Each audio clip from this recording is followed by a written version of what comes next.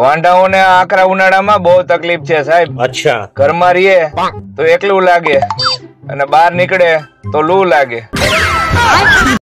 આ બાયુના પગના દુખાવાની સ્વિચ એના મગજમાં હોય છે, જે નવરાત્રી ઉપર અને લગ્ન પ્રસંગમાં દાંડિયા રાસ ઉપર બંધ કરી દે છે. તમે લગ્ન કરી લ્યો ને સાહેબ, પછી આખી દુનિયામાંથી કોઈનાથી તમને ડર ન લાગે સિવાય કે તમારી પત્ની. મિત્રો, એક ખાસ સૂચન, ગમે ત્યાં માથાકૂટ થતી હોય ત્યાં ન ઉભા રહી જવું, પણ બેસીને જોવું, કારણ કે પછી પાછળ વાળાને દેખાતું નથી. એક ભાઈ મને કે આ બરોડા થી વડોદરા કેટલું દૂર છે? મેં કીધું જેટલું મુંબઈ થી બોમ્બે થાય ને એટલું. લોકો કહે છે કે તમે પ્રેમ વગર ન જીવી શકો. અચ્છા. પણ મારું માનવું છે કે પાણી વધારે જરૂરી છે. હવે એક્ઝામ મોબાઈલ ઉપર લેવી જોઈએ, કારણ કે છોકરાઓની રાઇટિંગ સ્પીડ કરતા ટાઈપિંગ સ્પીડ વધારે છે. માણસ એક દુકાન છે. અચ્છા. અને જીભ એનું તાળું છે. ઠીક હે. ઈ તાળું ખુલે પછી જ ખબર પડે કે દુકાન કોલસાની છે કે સોનાની.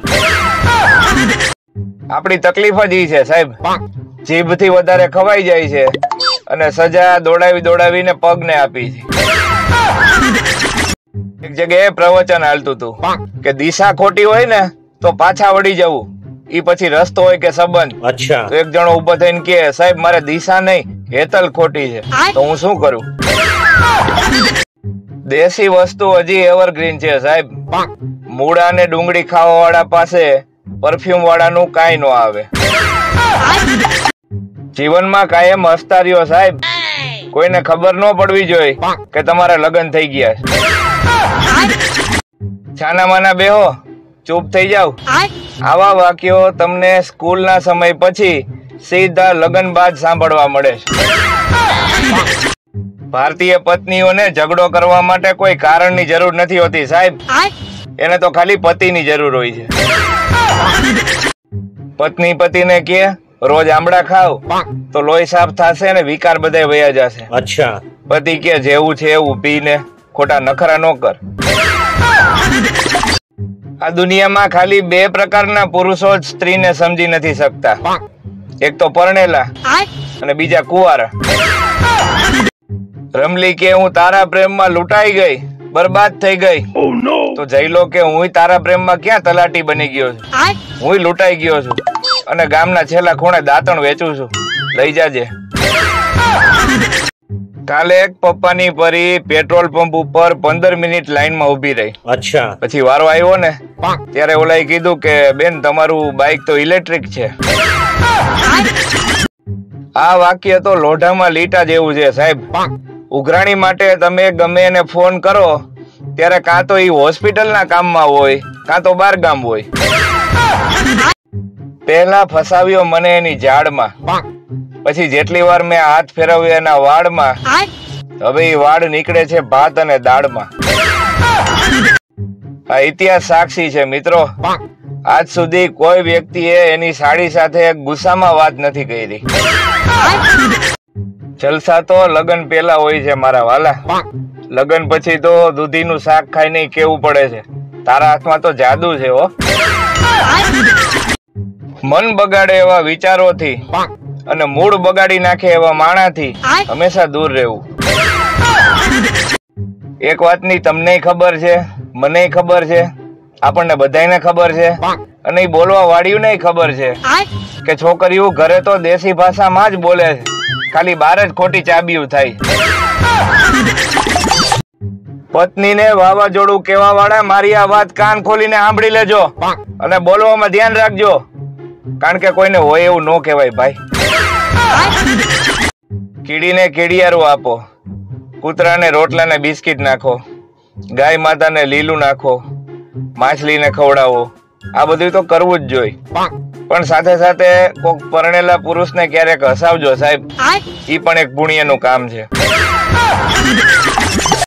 બીજે બધે ઓફિસમાં રજા લેવા માટે એમ કે આજે મારે કામ છે તો ઓફિસમાં નહીં આવું. અચ્છા. અને આપણા ગુજરાતીઓ આજે મારા કાકાના સાસુ ગુજરી ગયા છે તો નહીં આવું.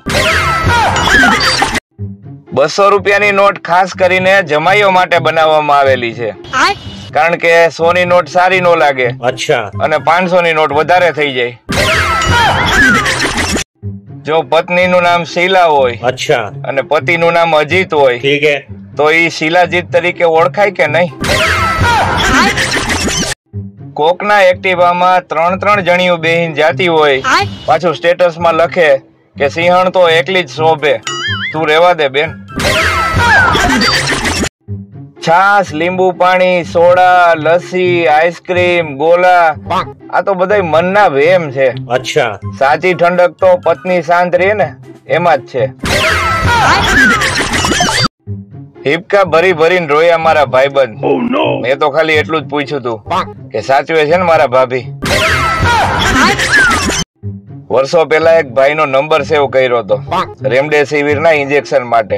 અચ્છા. આજે એ ભાઈનો મેસેજ આવ્યો કે ઓરિજિનલ રત્નાગીરી હાફૂસ લઈ જાઓ, 1200 ની પેટી. દર વર્ષે રાજકોટમાં 20 લાખની વસ્તી સામે 25 લાખ કેરીનું કરવા વાળા નીકળે છે કે ઓણ આપણે કેરીનું ચાલુ કર્યું છે તો અમારી પાસેથી મગાવજો. ડોક્ટરે એક ભાઈને કીધું તું કે ઉનાળામાં 2 વખત નાવું. અચ્છા. બસ પછી ભાઈ ઉનાળો ચાલુ થયો તૈયા નાયા અને પૂરો થયો તૈયા નાયા. પેલા સરસ મજાનું ઓરિજિનલ બોડી ભગવાને આપ્યું છે, ઠીક હે, તો ઘીબલી કરીને કાર્ટૂન હું કામ બનો છો?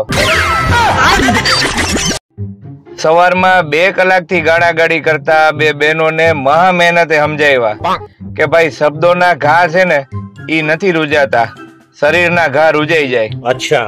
માંડી મારામારી ઉપર આવ્યા.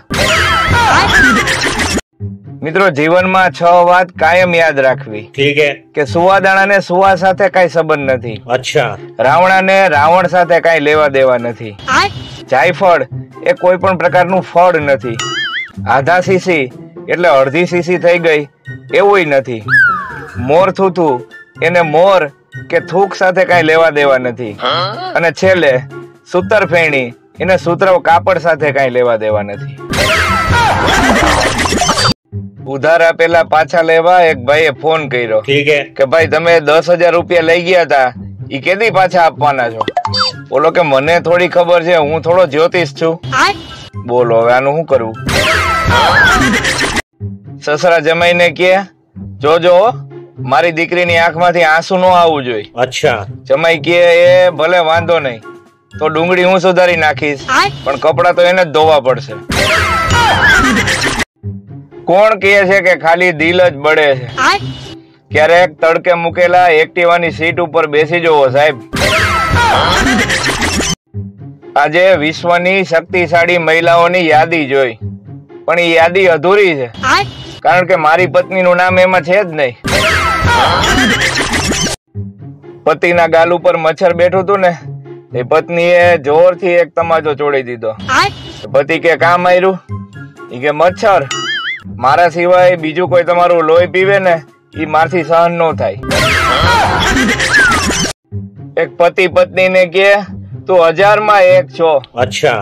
ઓલી એક ઝાપટ ચડાવી દીધી પતિને કે તો 999 બીજી કોણ છે? પત્ની પતિને કે તમારા કોઈ કામમાં હારાવટ નથી હોતી. અચ્છા. બોલો કે કા શું થયું? અરે ઈ કે ગેસનો બાટલો તમે જ બદલાવ્યો હતો ને. આ જો 2 દી પેલા ખીચડી બળી ગઈ હતી, પરમ દિવસે શાક બળી ગયું, આજે રોટલી બળી ગઈ. કઈ જાતનો બાટલો લગાડ્યો? આપણા દેશમાં પત્ની છે ને ઈ પતિને પોતાનું સર્વસ્વ માને છે સાહેબ. અચ્છા. બસ પતિનું કયું જ નથી માનતી. આજનું જ્ઞાન. રજાના દિવસે ઘરે બેસેલો પતિ પત્નીને બીજી સાસુ જેવો લાગતો હોય છે. જ્ઞાન સમાપ્ત. 2 બેનપણીઓ વાતો કરતી હતી. એક કે મારો પતિ મને એટલો બધો પ્રેમ કરે છે ને, મને કહેતા હોય કે 7 જન્મ સુધી તારી હારે રહીશ. ઓલી બીજી કે જો પુરુષો આવા જોઈએ બેન, 7 જન્મ પછી એને બીજી કોકને કઈ રાખ્યું હોય છે. સાસુમાએ નવી આવેલી વહુને પૂછ્યું કે બેટા આજે પહેલી રસોઈ શું બનાવીશ? ઓલી કે મેગી. એક ઇન્ટરવ્યુ હાલતું હતું, તેમાં એક ઉમેદવાર બહુ કોન્ફિડન્ટ હતો. ઓલા ન્યા જઈને કે ગમે એ પ્રશ્ન પૂછો સાહેબ, એના 3 જવાબ આપી દઉં. ઓલા કે એમ, તમારા પિતાનું નામ જણાવો. એક આંધળો ભિખારી એક બેનને કે, હે સુંદરી, મને ભૂખ લાગી છે, થોડાક પૈસા આપ તો જમી લઉં. ત્યાંનો પતિ બાજુમાં ઉભો હતો. ઈ કે તને સુંદરી કે છે, હાચન આંધળો લાગે છે, પૈસા આપી દે.